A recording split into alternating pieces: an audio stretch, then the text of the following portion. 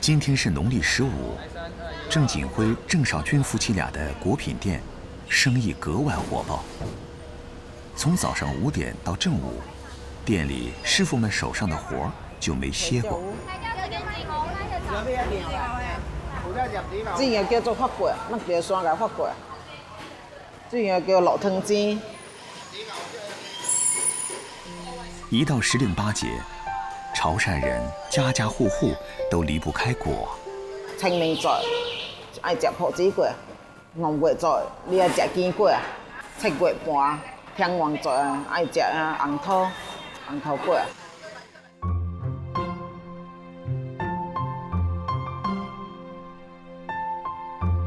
潮汕果品制作技艺有500年以上的历史，也是广东地区的著名小吃。老郑家做果已经传了4代，27年前，郑锦辉自打开了果品店，生意就越发红火。潮汕人为什么如此热爱果？这果的原料又是什么呢？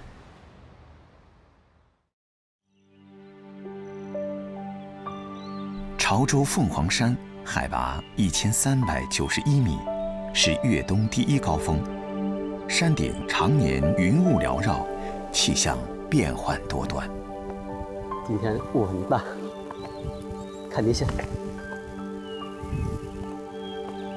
哎，这里很多鼠尾草。郑锦辉每年的农历10月到来年1月，都要上山来找一种野草。这个比较硬的鼠尾草啊，它的硒就比较多，很多硒都连在一起。鼠曲草也叫鼠壳草，有清热解毒、凉血止痢、燥湿杀虫的功效。不过，郑锦辉采集鼠曲草却并不是为了治病。哦，这个鼠壳草就是要采这个比较硬一点的，不要开花是最好的。做起鼠壳果来了，它就很好吃的，就是有这个口感很好。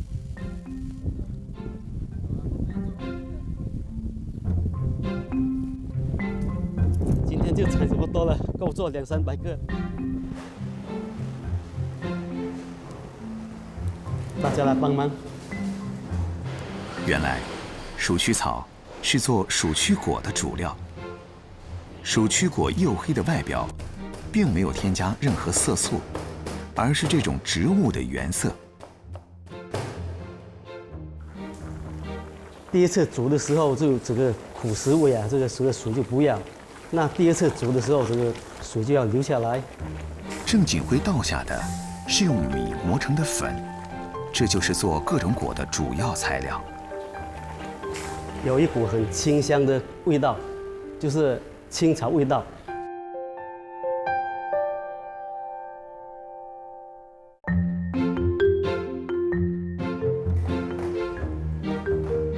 就是不粘手，可说是强。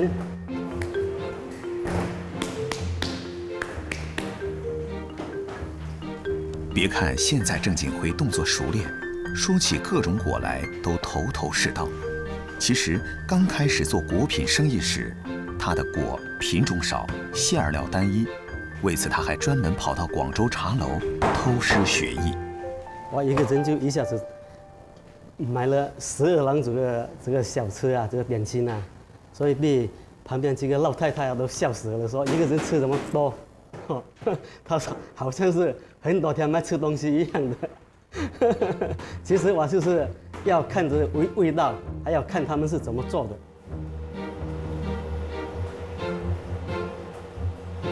蒸好的鼠壳果色泽乌黑发亮，馅料丝丝的甜和果皮淡淡的野草清香的结合，使得入口软糯香黏，欲罢不能。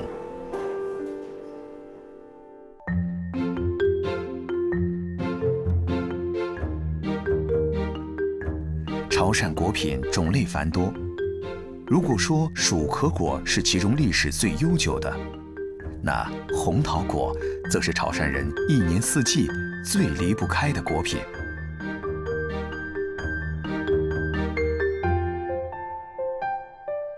只能每年来做好事拜老爷敬生啊。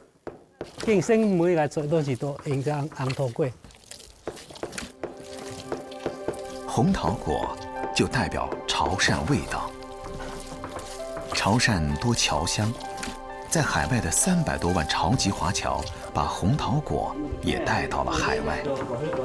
新加坡上一个月就是美食节嘛，它就是在我们这里订了几万个红桃果，本来就这窝就是要卖10天，但是一下子就3天就卖完了。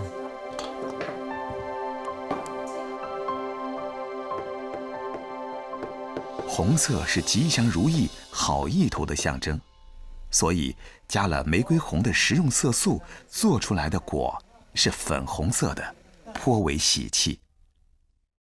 现在这个红桃果呢，也可以做成小吃，所以就加这个虾米啊，还有这个猪肉花生米啊、芹菜啊，还有更高级的就是要这个干贝之类的东西，就是海鲜。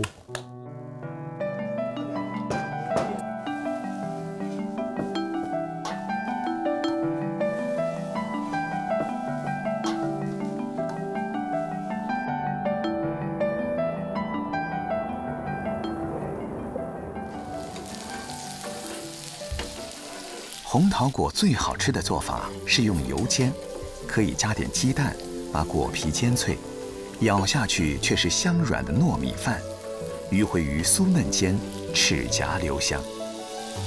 潮汕果的吃法在外地人看来是既油腻又热气，可不煎不炸没好果，果吃的就是它的香酥。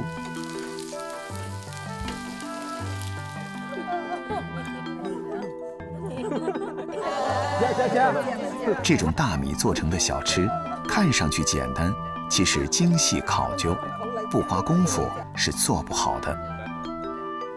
果贯穿在潮人的整个生活途径中，暖胃、暖心。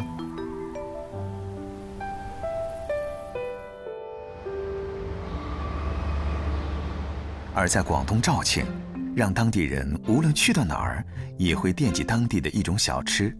比起果来，那可是另一种大块头食物。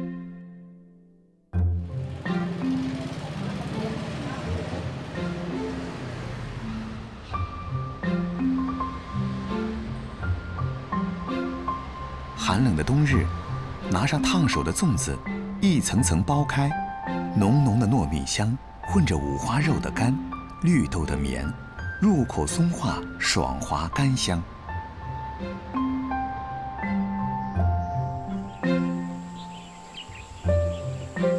好似探險咁，草又高過人，路又高過人。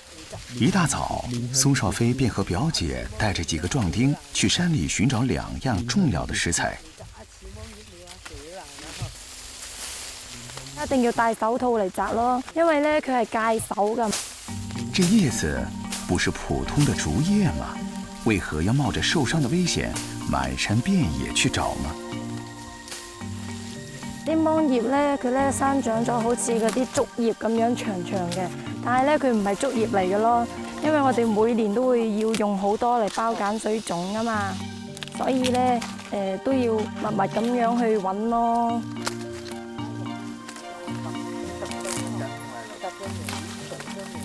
原来，这种野生植物就是我们平时包粽子用的芒叶。不过，肇庆独有的粽子果蒸粽用的却是另一种叶子。少飞作为粽子铺的少当家，必须找到这種原料。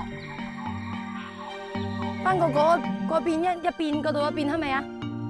嗱喺呢度啦嗬，跟住啊，嗱呢個冬葉咧就係我哋鄉下嘅本地冬葉啦。呢個冬葉咧就有保鮮作用啦，同埋咧可以清熱解毒啦。中葉是包果蒸粽的絕配，不過現在也越來越難收集了。而家就少人種啦，即係太平啦而家啦，屋前屋後種啲啊，攞嚟你自己啊過年過節啊包粽啊啲咁咯。呢啲啦，呢啲靚啊，又唔大又唔細啦呢啲咯。今天葉子大豐收，不過少飛的任務並未完成。鼎湖山最出名的莫过于山泉，这也是让果蒸粽口味更为甘醇的秘诀。少飞费了那么多的功夫，无非是为了追求果蒸粽极致的口感。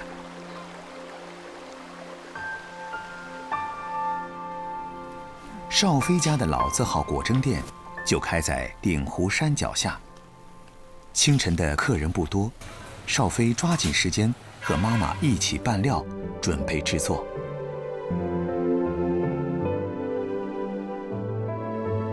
现在我拌的是五花肉，本地人最喜欢吃了。普通的粽子用长条的芒叶包成四面体状，果蒸粽则必须采摘新鲜的中叶，包裹上本地生产的糯米，以及今年收获的绿豆，肥瘦相间的五花肉，才算正宗。而这一切，少飛早已賴熟於心。13歲開始學包粽㗎啦。呢個粽咧就係陳朝時代就有㗎啦，成2000年歷史㗎啦。我哋屋企咧就有5代人都係包呢個粽㗎啦。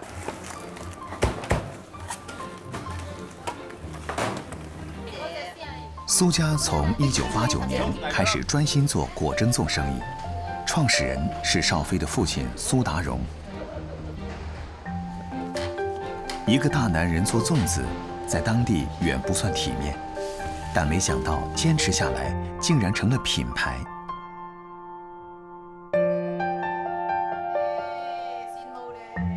更意外的是，90後的女兒因自小在粽鄉中長大，對果蒸粽充滿了感情，現在居然願意繼承這份辛勞的手藝。78歲的老父親已經很少回店裡了。最近，少飛琢磨了一個新的果蒸粽品種，讓他回來指點一二。但我自己諗咗一個咧，就係黑糯米、白糯米加蛋黃同埋紅豆。你覺得咁樣好唔好啊？傳統得好乜都要呢個味道得，你就打得出呢個。起碼咧就將自己老豆一生咁辛苦做落嚟嘅果蒸粽業咧，就即係自己傳落去咯。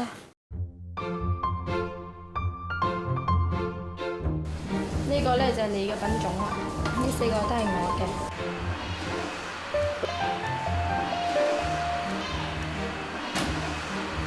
少飛把自己和父親的實驗作品，連同今天包好的果蒸粽，一起送去蒸爐房。每只重達1斤以上的果蒸粽，將會用山泉水浸泡、大木柴猛火蒸煮的傳統手法，熬上8個小時。嗰啲粽咧，佢要大火，慢慢咁樣，一唔夠柴就要人加咯。每晚睇火咧都要望實個爐㗎。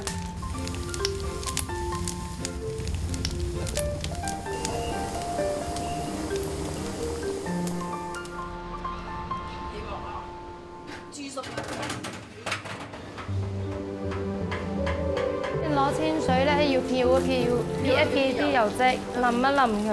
咁啲果蒸咧就乾淨。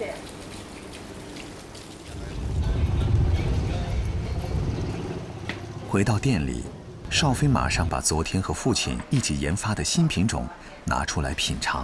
哇！咁正啊，嗰啲椒啊嗯，好甘啊！哇！蛋黃喎。我啲黑糯米真係好正嘅。你覺得我個味道同你個味道係點咧？比呢隻咧個味道咧特別好食嘅，佢個味道咧係比較更香啲。佢依家攞紅豆嚟代替咯，唔係攞綠豆咯，起碼佢有種新鮮感咯。成功啊！呢個創新成功。甜糯米、嫩粽葉、山泉水，和自然相遇，善待自然，它就會回饋你美味的食材。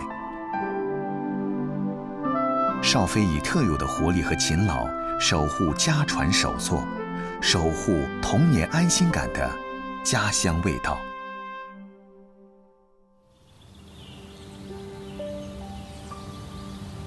離肇慶500公里的梅州大埠，來自中原的先民长途跋涉，迁居至此，形成既有北方中州古味儿，又兼南方各地特色的饮食文化。仅仅小吃就超过200种，是手作美食的聚集地。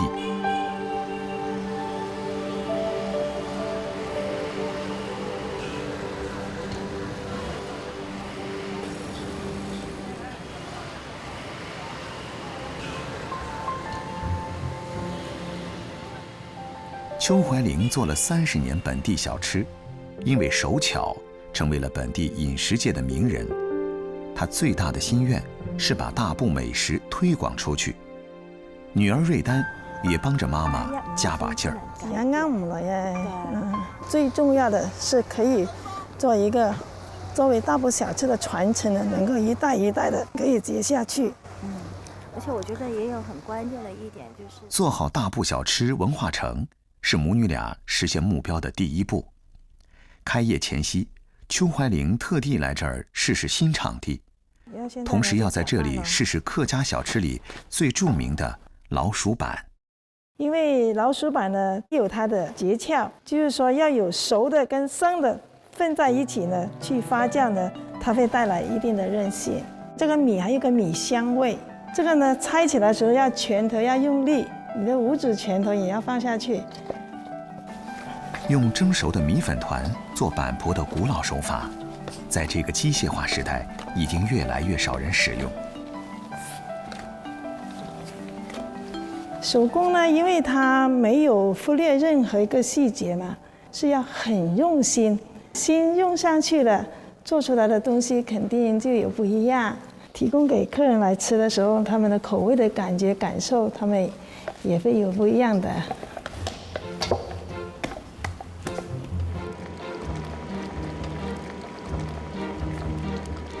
邱怀玲把搓好的粉团放在特制的铅孔板擦来回摩擦，一根根寸许长的板条从孔中钻出，板条2端尖，形似老鼠，因而得名老鼠板。说起邱怀玲做小吃，还得从30年前说起。那时邱怀玲刚从纺织厂下岗，为了生计开了一家小吃店，每天得做上千碗老鼠板。没想到等着吃上一碗的顾客排成长龙。渐渐的，这个传统手艺让他从小吃店做到当地唯一的4星级酒店。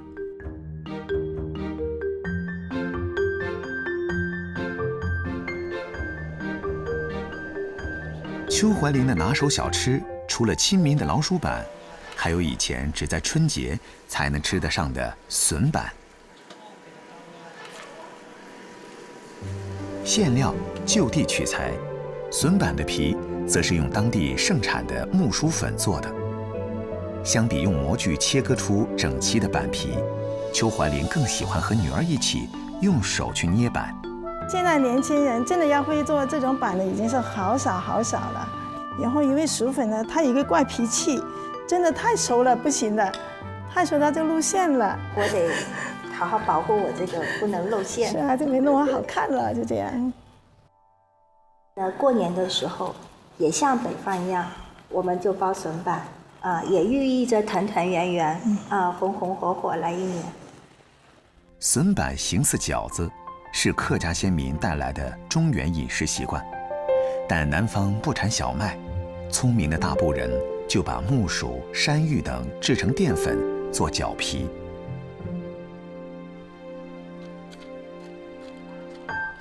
在大埔乡村，几乎家家户户都种木薯，是制作小吃所需淀粉的主要来源。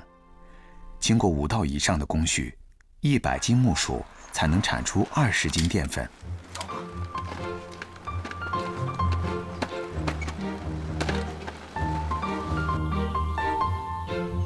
一有空，邱怀玲就喜欢到处走走，去寻找优质食材。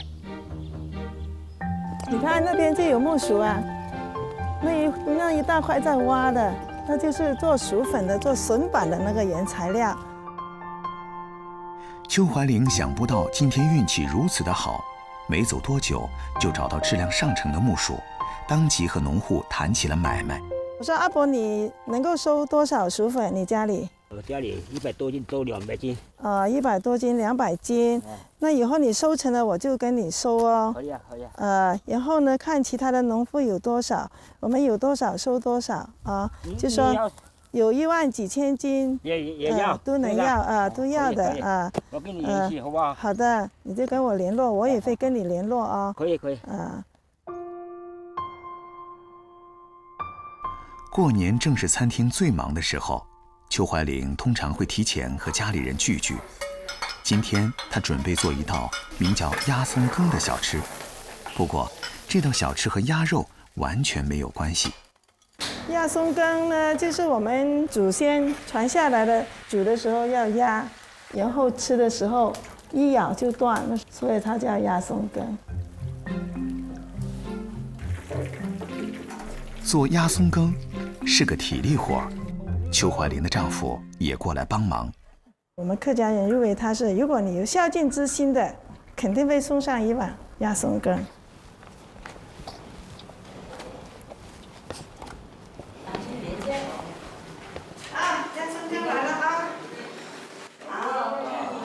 鸭松羹据说是古时候一名孝子根据老父亲口味发明的小吃，因其口感松软糯香、微辣香甜，一直以来被作为孝敬老人的名点。今天的家庭聚会当然也少不了鸭松羹。其他地方的小吃通常是宴席的点缀或闲暇时的吃食，唯独客家小吃可以自豪地自成一席，因为它们诞生于祖先筚路蓝缕的历史时代，几乎都是淀粉制成。首先的用途是充饥，每种小吃都历史感十足，背后的典故或记载着客家人的真善美，或记录着客家人的苦中作乐，将勤劳、智慧、坚韧的客家文化通过食物一代又一代传下去。